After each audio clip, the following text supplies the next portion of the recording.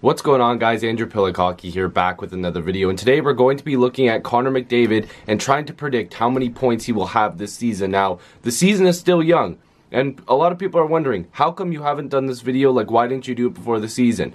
First of all, I kind of forgot. So, I have some notes here because it was from the Hockey News Pool Guide. That was where I got the idea from, and that was one that came out like late August, early September. I've been editing in this notes thing that I use. Like, I use Google Docs, and it said the last time I looked at this was like September 9th.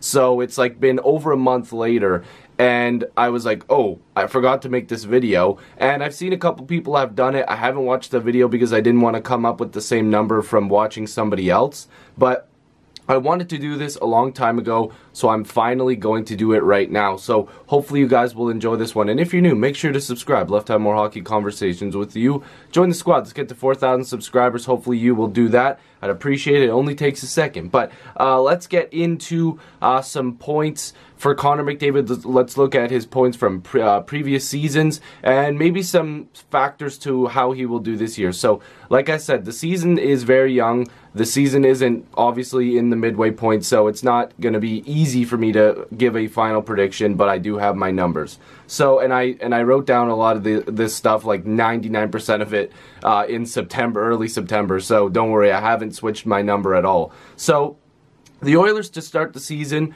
have played 7 games. They have 3 wins, 3 losses, and a overtime loss, shootout loss. So not too great to start the year, but again, super early, anything can happen. And so far this season, just to get the number out of the way, Connor McDavid in 7 games has 5 goals and 8 assists for 13 points. So he's had a good start to the year. Of course, he was like contributing to like every point the Oilers got early on, which is just ridiculous. And yeah, so that's the stuff from this season early on. But I really want to get into from previous seasons so that way we can kind of bring ourselves to what he could do in a full season.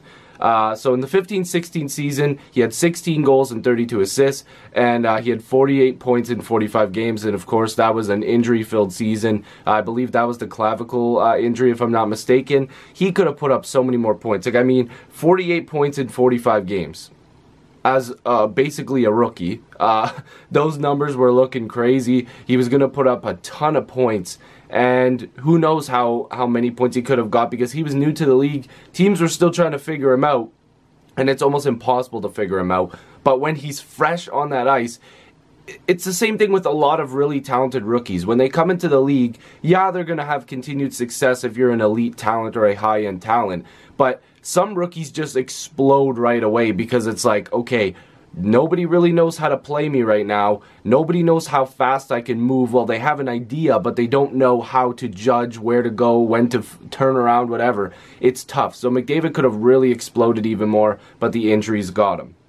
In the 16-17 season, he had 30 goals, 70 assists for 100 points in 82 games. So a healthy season. We're going to keep knocking on wood. That's like a thing here on this channel now to make sure we're not jinxing or, you know, jeopardizing anything. It's like a little thing you got to do. Anyways, 100 points in 82 games in the 16-17 season. So he was putting up a lot of goals. A 30-goal season, not too shabby, but those assist numbers are just crazy, out of this world. So him staying healthy and playing a full season means good things for the Oilers.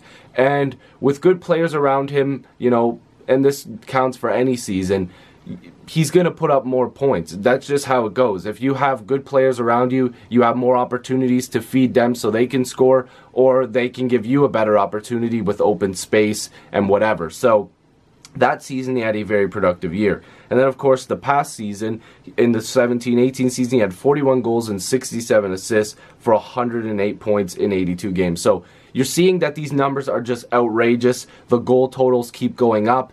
And Connor McDavid's a guy where, you know, he does want to score more. As much as he wants to dish the puck out, the guy likes to score goals.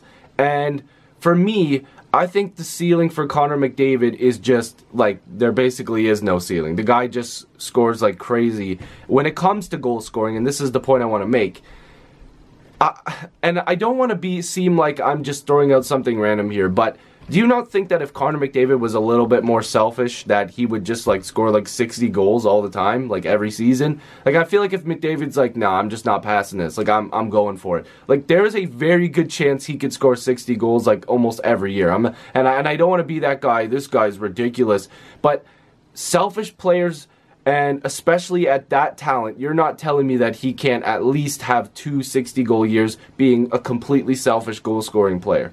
I think it would have been possible, but that's not part of his game. We probably will never see that from McDavid, at least, because he likes to dish out the puck. He knows how to make great plays. Him and Draisaitl have worked. Nugent Hopkins, Ratty in the preseason, of course.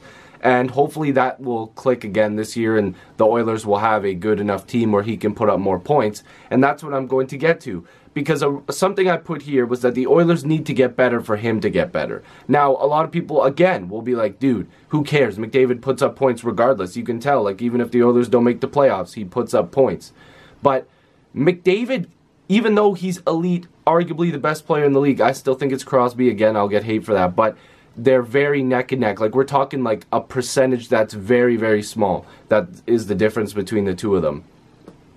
Because there is differences in their games, and I will get to that in a different video. I've done it before, but I want to go to it again.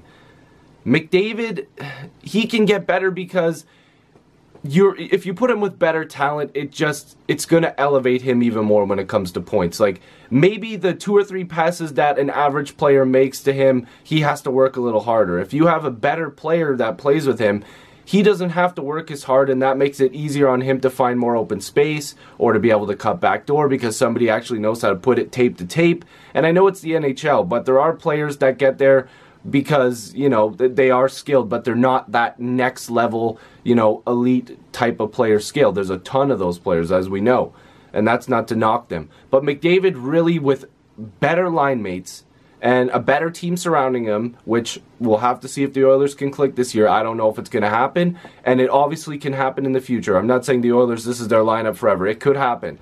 We don't know how many points McDavid could really put up with unreal elite talent on his wing or whatever. On defense, we'll have to see if they can bring in more, whether it's this year or next year or years to come.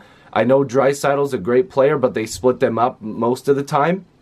He could put up better numbers. So this is where my prediction comes in, and also I want you guys to make a prediction as well. So down below, make sure you comment how many goals, how many assists, how many points total is McDavid going to get this year.